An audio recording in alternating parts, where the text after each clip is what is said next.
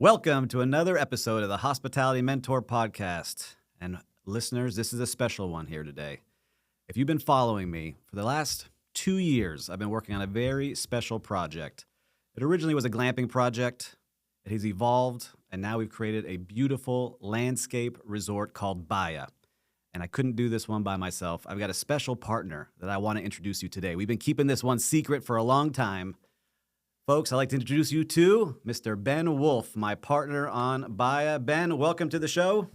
It's a pleasure to be back on and pleasure to be part of the team. Just so excited for the BAYA project. I'm telling you, it's been months now we've been keeping this under wrap. We've been trying to figure out how to announce it. We've talked to PR directors. We've got a lot of things happening here, but I'm finally excited to show the world, here we are teaming up to create something ultra amazing here in South Florida. And so, Ben, I want to kick it to you. I want you, because you do a great job of explaining what this is, the vision of what we're creating, and I think then we can get into how we teamed up, the experiences we're doing, all the kind of details of this project. But why don't you tell everybody, what are we creating together? Look, I've been wanting to create this concept for going on 4 years right now, and it's essentially creating a tropical landscape resort. So think exotic fruit forest and or farm combined with tropical style bungalows, something that you might expect to see in a foreign country, Costa Rica, Bali, Tulum, but nothing that exists in the States today. So with BAYA, we're creating this one-of-a-kind tropical landscape resort, bungalows tucked into the exotic fruit forest. Mm-hmm. We're going to maintain the exotic fruit farm, so there'll be this agritourism component, farm-to-table cafe and juicery, so that we have some wellness built in. We have plunge, we have lagoons, we have private grottos for at least some of the units. And all these things together are creating this experience that certainly doesn't exist in the States. The way that we're going to do it, I don't even know if it exists around the world. This combination of wellness, agritourism, experiential hospitality, and outdoor hospitality right here in South Florida, 45 minutes from Miami Airport. I'm telling you, 45 minutes. This is not 45 minutes like on a map. We've driven it multiple times now, and you could leave downtown Miami and be in this beautiful area in 45 minutes. And I want to give a little history on this because I want people to understand the story. I want to get our story on tape here because I think I have a point of view. I want to hear your point of view. Yeah. I don't know if we ever sat down and actually talked about how this all came together from our points of view.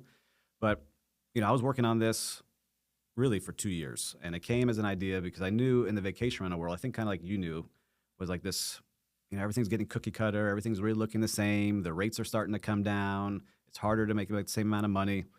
And I started to realize, I was like, man, these people are buying a $3 million one-bedroom in downtown Miami thinking they're going to make thousands of dollars a night. And it just wasn't happening. And we're starting to see that a lot right now. I'm a little bit worried for people buying all of these places because the return is not going to be there as they're buying these short-term rentals. And I said, man, if we can take those couple of millions of dollars and really create something unique that's outdoor, because I really was starting to connect being outdoors. I like being out in nature, but there was nothing for me to go to. And when I wanted to go camping, my wife and kids didn't want to come with me. I was like, all right, what can we create here that's upscale? So it started with glamping, right? I was just looking at tents. I was just going on Amazon, look, what tents do they have here? Oh, those blow up. These are these. Who's out there doing it? I started seeing your name pop up. I started seeing Onera. Who's doing this? Oh, Ben WolfF. Who's this character out here making something awesome? And I wanted to learn more. And so because of this podcast, I was able to get Ben on and learn what he was doing. And so that kind of opened my mind to doing something bigger. And I didn't have you in mind as a partner yet, but it's all right, he's doing something cool in Texas. What can we do here in South Florida? And then I realized how hard this is, right? To get a land lease in place, to get permits from the county that kept saying no every time we were submitting something. And I realized I couldn't do this by myself.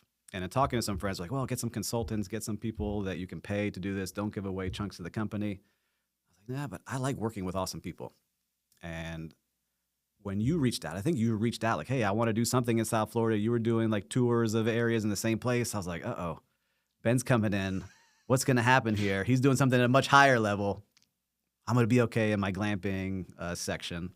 But then it didn't work out for some reason. And we just kind of started talking and we started chatting and we found that we had a good vibe. And so that's kind of how we came together to create what you see up here on this screen, which is going to be a beautiful project for us. How do you see it? Because that's my point of view from it. How did you see it? What was going on? Yeah, look, I mean, I really connected with Steve, with you on the first podcast that we did. And, sort of was tracking your progress. I mean, it's always interested to see folks like talk about doing these kind of projects and then actually seeing them execute. So that was a really big turning point for me when you reached out and you were like, hey, I actually got the zoning verification letter. It's a go. And I remember at the IMN conference, I guess it was almost a year and a half ago. Yeah, last year in January, I announced like we're coming to South Florida, basically. Who wants to link up and partner? Got some good inbound, talked to some folks, didn't end up being the right fit at the time. And I just decided like we had too many other projects going on. So unless I had a true partner, boots on the ground here, that was going to help see this thing to the finish line, understood the market, could help me with capital raising, development, hotel development is hard. Yes. It's another reason to have a team, and a team that you like to collaborate with, because it's not if, but when it's going to be very hard and there's going to be dark days. And the question is, can you be solution oriented? Can you all work together to get to truth and to get to the best answer? And I've been on teams where, there was one or two people that were not on board with that philosophy and there was too much ego involved. And then I've been on teams, and I think BAYA, honestly, the best of them so far, where everybody is on the same page. Yes. And it's just, it makes things flow. And when there are dark days, they feel surmountable because you got a great group of people around you. So look, I think that the reasons that I wanted to partner with Steve are, first of all, he executed. He got the zoning verification letter, and you wanted to create this glamping concept. I think I wanted to level it up a little bit, for sure. And I've got this like love-hate relationship with the term glamping, because a lot of people bucket me and what I've done into glamping. When I think of glamping, I think of like auto camp and under canvas, and that's great, but that's a very mid-tier product. Yes. And I'm trying to create something that is truly one of one. It's a bit more upscale, not truly luxury, but there's elements of it that touch luxury. Yeah. So that's where we were talking. And my original concept was like much more amenitized, much bigger. And I ended up deciding like Steve has the land. He has the zoning verification letter. I went out and checked out the site. The site blew me away. I did not expect it to be as nice and far along. I wasn't, I had, I guess, lower expectations than I should have. Yeah. And it was phenomenal. So after seeing that, I brought my GC and co-developer out there. I remember had them fly in. I had modular manufacturing expert fly in. He still gives me junk about that. I had him fly in from Canada like a week before, but he made it happen, and it felt like we all gelled. We were all super excited about the concept. Yep. And at that point, it was like, okay, can we work out a deal that makes sense for both sides? Mm-hmm. I think there was a point where you even felt like, oh, is Ben trying to like take over this project? Yeah. Mm-hmm. And we were able to work through that. So if we can work through that, then I think there's a lot we can work through. Yeah, I think that's what you said. Like, I think, for listeners that you listen to this, what Ben mentioned, like you can have an ego and you could be the guy and want 100% and be the show, but then you really don't make special things happen. I think there's a couple of people who can do that, but that's just not my style. And there was a moment, right? Because I put in almost 2 years of time, and I see Ben and his team come in. I'm like, hold on, what's going on here? Is my vision disappearing? But then I realized, I'm listening to you. I was like, I like that idea. That's a really good idea, and that is better than I expected to think. He's built these things that are very high end, and the vision you were putting together, I actually liked. And so when I sat down with myself, I was like, no, I agree with all these things. Why am I getting upset about this? In that moment, I called you. Yeah. Like, no, man, this is not what I'm trying to do. And so that was really helpful to me. And I think for anyone listening, you're going to have those things when you're working with people, especially in big teams, whether you're in a big hotel or you're building something together. You got to be able to have those talks and not have artificial harmony where it's just like, oh, I don't want to cause any waves or make an issue. And so for me, that was really special. That's why after that call, I was like, all right, I want to work with Ben. I want to work with Banks. I want to work with Ed. We got Victor on board who runs Tangy Management for us. So we've got a lot of awesome pieces going on. So I want you to talk about some of those pieces that we put together, because when you did that, I was like, man, that's a flex. This guy is flying people in from around the country. He's got the GC flying in. He's got Ed coming in from Canada for a night. And we were at, a beautiful event that we were all together at, was it Michael Kors? I forget now. Tory Burch's house. Oh, yeah. I forgot about that Tory party. Burch's backyard, like vibing. It was like the fireworks were going off. It was like a movie. Like we were all hanging out, fireworks. I totally forgot about with that the moon over Miami, over Biscayne Bay. But you made everyone fly, and I was like, all right, he actually wants to make this happen. That's when I knew, like, you weren't just talk. Yeah, look, and I think that it was very important to me. I very much appreciate that you got ahead of any of these feelings of like, oh, are you trying to take this over? It was the farthest thing that I was trying to do. I would actually say I was trying to show to you, I'm committed. Yeah. There's value that I can add. We can accelerate this thing if we do it together. And I think now that I've got a very strong sense of urgency, constantly pushing the go button. I've got people around me that help with the brakes, but I'm very much, urgent minded. And I think that's what you have to be in development and to kind of get these things off the ground. They take so long as is. So if you don't have that that urgency kind of pushing along the way, it can drag on for years and years and never get done. So I like that everybody on the team, I feel like, shares a sense of urgency. And is very, accountable to their scope, things that they need to get done. We're not waiting on people. Everybody's like pushing and grinding forward with the areas that they need to push forward. So, I just, since that initial visit, the Tory Birch or, Chris Birch's house, I think it was, party and vibing there and having a great, I think couple visits that trip to the site. And then coming back again and again, going out to dinner a couple times, bringing the team back. It just feels like this team and this project flows in a way that I don't know that I've ever had on another project. So I'm very excited about that. And it just gives me a lot of energy. Yeah, I think the key is that I feel like no one wants to let anybody down. Right? Like, I don't want to let you down on something. I feel like you're like, all right, I'm on it. Let me get this going. And you're taking care of business on things you got to do. And I think for anyone looking to do a project, you got to feel that when you're working with people. Now, I want to talk about the hospitality part of this business, right? We're creating something. We talked about building. It's going to take a lot of time. Maybe you give some high level numbers because you're great at, you put together a great pro forma, some high level numbers, but then I want to talk about the experience we're going to build and how we're going to do it. Sure. Yeah. So high level numbers, I would say at this point that we can share, it's close to a $14 million build. We're going to raise a little over $4 million in equity. Thankfully, we have all of us that are contributing to raising that capital, and we have a good chunk of it soft circled. We just started reaching out to people about a week ago. So we're having some great traction there. We don't even have deal docs finalized yet, but they should be this week. And the goal and the plan is a pretty quick close by early to mid-June. And then we'll be all systems go. We're already doing some pre-development work now, but we'll really kick it into high gear at that point. And so the plan is to start building in November. So close on construction loan. We're already talking to lenders about that and getting some good signal there. And it should be about a 12-month build because we're going modular. So that's kind of high level timeline, cost of project.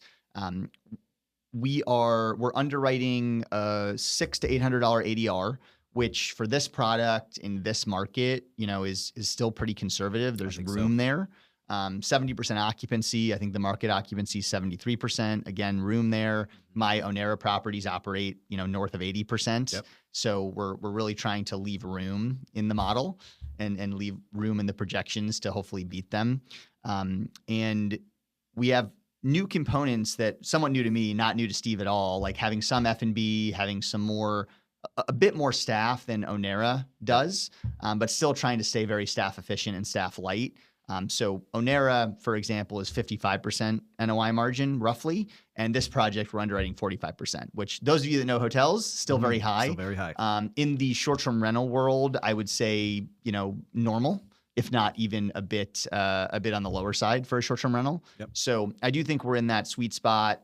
We really pressure tested the numbers, and we feel like we're pretty conservative overall with the numbers. I mean, I've showed the concept to people in Miami, like, hey, what would you pay for this, right? How much do you think this would cost? And everybody that I've talked to has said over $1,000 a night. Every single person in our meetings are like 1,500, 2,000. Like, all right, we're good with our number. So, and it is hard in terms of developing a comp set and, sort of validating those rate and occupancy assumptions, like when we're talking to the banks and certain investors.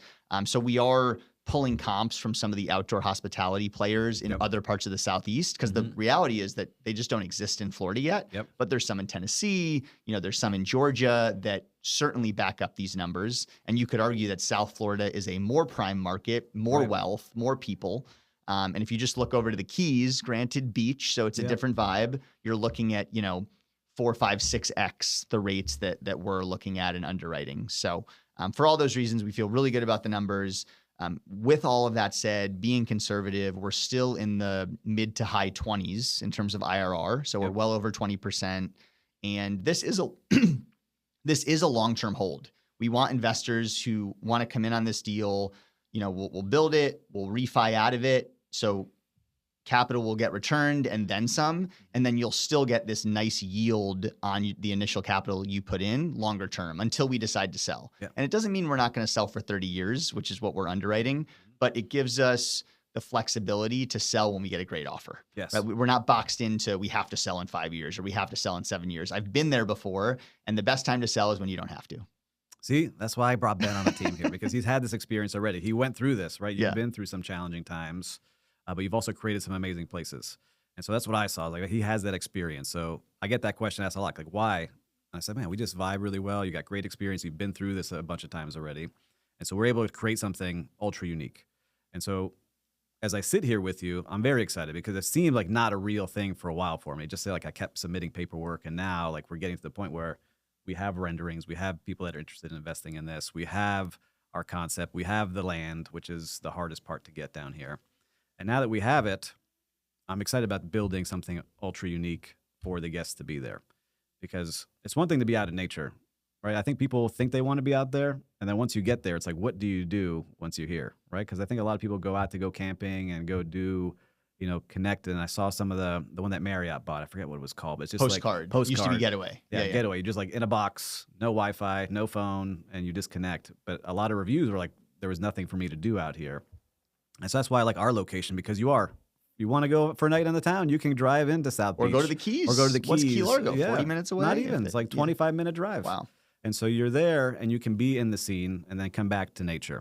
And so for the people that are going to be staying with us, like you mentioned, the food and beverage. At the beginning, I was like, I don't want any food and beverage because it was going to be a lower end concept. But as we started leveling this up more and more and more, hey, if you're paying $800 a night, I better have my great cup of coffee. I need my smoothie. I've had acai bowl requests many times from Ben to be on the menu. So we're creating a great menu. We're working with some awesome chefs that I was actually with at the F1 race this weekend. They're excited to come and help us. So we're going to have some of the best people in the industry that are excited to work on this project. And as we continue to go, I want to talk about how we're actually putting our companies in it. So it's not just us creating this. Like, we're actually going to be running this project. So Tangy Management, which is the vacation rental company I co-founded with my partner, Victor Feria, will be operating this project. And then we've got Ben, who is a superstar doing marketing and revenue management, will be taking that on. And so I want to talk a little bit about that, and I'll talk a little bit about Tangy and how I see it. But why don't you talk about how you see marketing this and really kind of pricing it out? Yeah, look, I mean, marketing in general, I think the most undervalued attention is still on social media, and particularly in the hotel world. Yep. This product is so Instagrammable, it's so shareable as is, that's going to be a very core piece of the strategy. We may even have a full-time content team for a period of months before and after we open in order to super lean into that strategy, get a ton of content, have some build in public sort of founder journey team content, as well as the like before and after build type stuff. So that's all in the works. And we're seeing on the Onera side how powerful social media marketing can be. I mean, we drive 80% of our bookings direct at very high rates, and we have very high margins, partially because we don't rely on OTAs. OTAs are taking, 17 to 25% in a lot of cases, some even more. And so when we drive direct, we got to pay payment processing either way. So that's 3%, but everything else goes straight to the bottom line.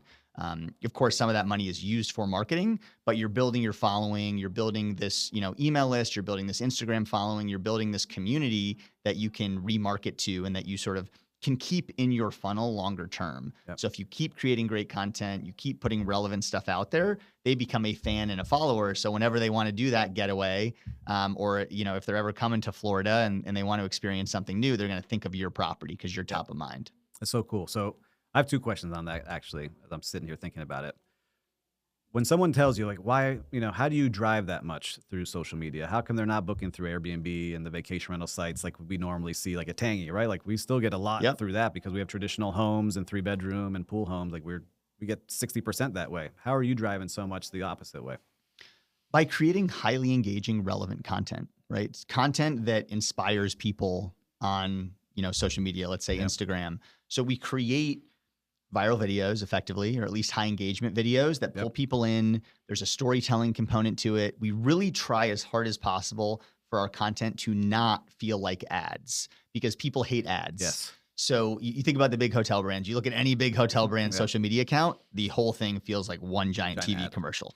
It's brutal. Yes. Slow pan. You know, you don't really even know what you're looking at sometimes. It's just kind of this like overly cinematic, dramatic TV commercial. So what we try to do, we have lifestyle models in our shots, but they're just weaving the story and helping you envision yourself at the property. We have shorter clips. They're faster clips, right? So it keeps you engaged. We use on-screen text that might not be, you know, the perfect big hotel chain brand standard text, but it's engaging. It's native to the platform. That's what the platform prefers. So that's what we use.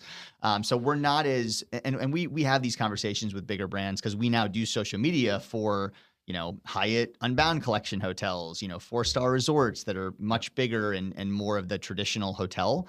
And we get the pushback sometimes like, hey, this isn't perfectly in line with our brand standards. Well, we're like, but this video is going viral and your transient bookings are up 40% year over year. And so it's like, you know, can you be a little bit more flexible and a little bit more willing to connect with the consumer where they are?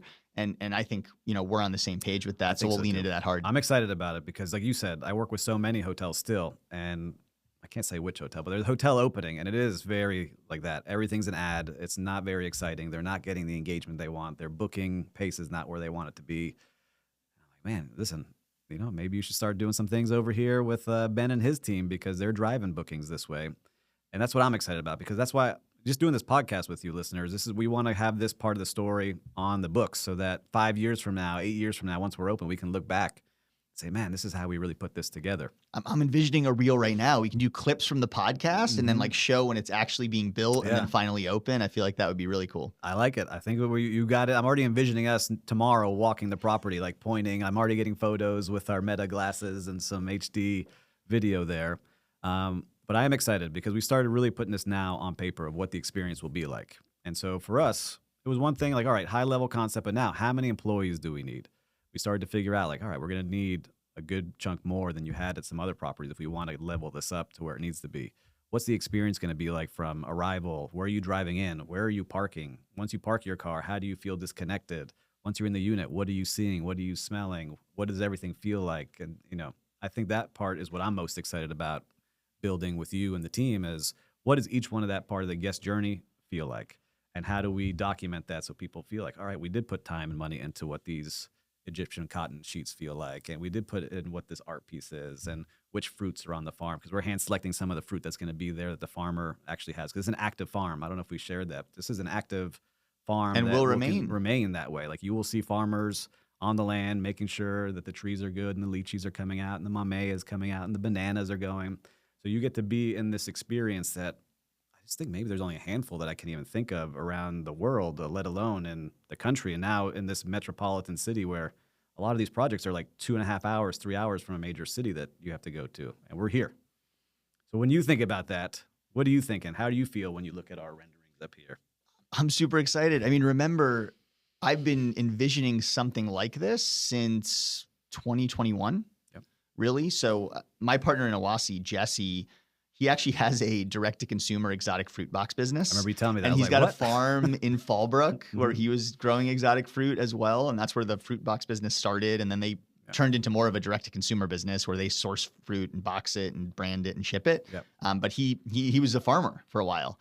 And so I got turned on by the romanticism. And, you know, he was telling me his property in Fallbrook, he rented as an Airbnb. And people loved the farm experience, right? They just couldn't get enough of it. So I thought there was something there. I thought there was something to this aesthetic, like doesn't exist in a hospitality setting in the US. So can you combine that together with what I've done with kind of these more inspiring, very unique Instagrammable units, like what we built at Onera? And it just felt like the perfect combination. So I can say, you know, I don't know if I've ever been more excited about a project as I am for BAYA, and that's saying something. We've done some cool stuff. So it's happening. Well, for BAYA, I want to talk about some of the amenities now. Right, because we have some really unique things that are going on. So, food and beverage wise, we're building a communal area that will have a great cafe. So think, you know, salads, wraps, empanadas, coffees, smoothies, hopefully getting our wine and beer license so we can do that in there as well. But something that's going to be all day that you can come to. We're going to have an area where you can exercise and work out. We have a communal pool. But I want you to talk about something that very focused on wellness. You've actually had the great idea to put some of these things in. So talk about those parts that you imagine, because that first I was like, I don't know, like this seems like pretty wild, but then it looks great in photos, and now we know it can be done. Yeah, look, I mean, I'm a becoming kind of like a peak performance and wellness junkie to some extent myself. I do a lot with contrast therapy. You know, I do probably over an hour a week in the sauna at pretty high temperatures, and, you know, try to do 10 to 15 minutes a week cold plunge as well, in addition to diet and exercise and all the rest. So at minimum, I want to have a sauna and a cold plunge in addition to the pool, so other folks there can do contrast therapy. The hope would be that we can layer in a number of other experiences from third-party operators, like local spa operators. I know you know some wellness programming people as well. So the goal would be to have a multifunctional studio that could be used for as a conference room or as a yoga studio. And I think that having that flexibility, just because this doesn't exist yet, so we want to be very malleable with what demand is there. Like, are there enough people with a 20-unit site to do a yoga class? Like, we don't know, but it can be used for that. It can be used for, you know, other types of programming. It can be used for more of a corporate or group travel type segment as well. Yeah, I was around a lot of people yesterday. I don't want to like date this podcast, but I was in an event, and a lot of them were hospitality people, and just sharing the images and showing them what was going on. All these people wanted to be a part of it. And it is like the head of a wellness company that does gigantic resorts was like, all right, you let us know what you want to do. These chefs that are from Michelin rated chefs and ultra luxury hotels were like, we'll help you develop a little menu that will be high end, that you don't get to waste, but everyone's excited to be there. And they're like, all of a sudden, all their brainstorming started happening. You're going to have events and weddings and photography and this and that. And so everyone is looking at what we're creating as like a canvas for them to do special things. So I think that's going to be something we don't expect once we get open, is that a lot of people will want to be a part of it and bring their brands down there too, which I think is going to be special. And that excitement from industry experts and people that, you know, have superpowers in their own domains, I think is just further validation for the concept, right? Whenever I bring a concept out there and people's eyes light up, I know that we're onto something. That's where I'm excited, because people know the concept of short-term rentals and vacation rentals, and you see it all over Miami now, especially. Every building's short-term rental friendly, and it's just getting, you know, watered down. So this will be something that I think will last a long time, and we're going to be the first to do it. So why don't you tell us about the timeline? Like, you know, we have a couple of things that we have to finish now, but when do you think we will start doing construction, getting open? When do you start thinking that's going to happen? We will start construction. Yes, we will. We will start construction in November of 2025. So this year, November, we got about, what, seven months or something. So we'll be blowing and going, but we're already a good chunk of the way there. Steve's done a lot of work. You know, he's got his zoning verification letter. We have our consultants, kind of soft circled, architect, you know, land planner, folks like that. So we're well on the path. We have our modular manufacturer, or modular distributor, I should say, selected. Couple of manufacturers, one leading contender that we're pretty far down the path with. So we're definitely getting there. So we'll start building in November. It's a 12-month build, so faster, being 20 units as opposed to a bigger number, and also being modular. This allows us to get it done quicker. So for those reasons, you know, we should be open December 2026. Awesome. I'm excited, and I want people to know that this is the beginning, right? This is not a one-off project that we just want to only do one. Like, yes, the focus is to get this open, get it dialed in, but we want to do this in multiple locations. That's why we teamed up, right? Is to really take this something across the country, work with different farmers, get different experiences for people, and really create something uniquely local for everyone to experience. And so I want people to know that, so that when we share this podcast again 5 years from now, that we'll be understanding that. I want to hear from you as we kind of wrap this up. What are you most excited about this property? Where do you envision yourself? Like, when you come visit with your family, what are you looking forward to the most? I mean, first of all, I'm looking forward to having units that fit my family nicely. We have very few of them at Onera. We have, you know, two-bedroom units across like 60 keys. So it's pretty minimal. Here, half the units are going to be 2-bedroom. So I can bring my 4-year-old and my 7-month-old and me and my wife, and we all fit in a unit fine. So that's exciting. I'm excited to experience some of this like agritourism that we're talking about, some of these farm experiences, some of the like pick my fruit that goes into the smoothie. Like that sounds pretty exciting to me. Being able to do my sauna plunge experience as opposed to in like a Lifetime gym, you know, that is nice, whatever, but it's a big box, right? And being able to do that in this setting, I think, is a totally different, game-changing experience. What else? I would say getting to know the area more. I mean, Yep. it's really cool, like all the nurseries and all the agritourism that is like in that Redland Homestead region, and there's a lot to do around it. They have like a monkey jungle and things that I've Yeah. only done that I know my kids would love. I actually have a Mhm. funny monkey jungle story. I digress though. My wife, we were in Dominican Republic, and one of the monkeys pissed on This daughter Pissed marked her for the territory. marked her. But so hopefully that won't happen again. Hopefully she's not marked for Mhm. life. But so we'll do monkey jungle and just experience what the area has to offer.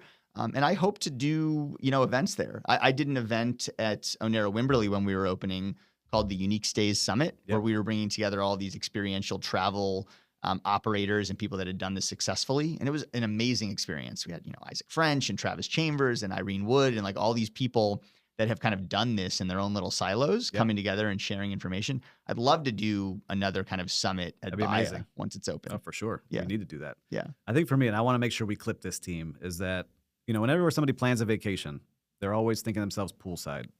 And so when we thought about doing a communal pool, that's really stuck in my head, where we're going to pick some fruit. I want to make my smoothie, take it in my hand, sit there in the pool with the kids. You got your family on the other side, and we're having a good time in something that we just imagined and built into the real world. I think that's going to be really the most exciting piece for me when we do this.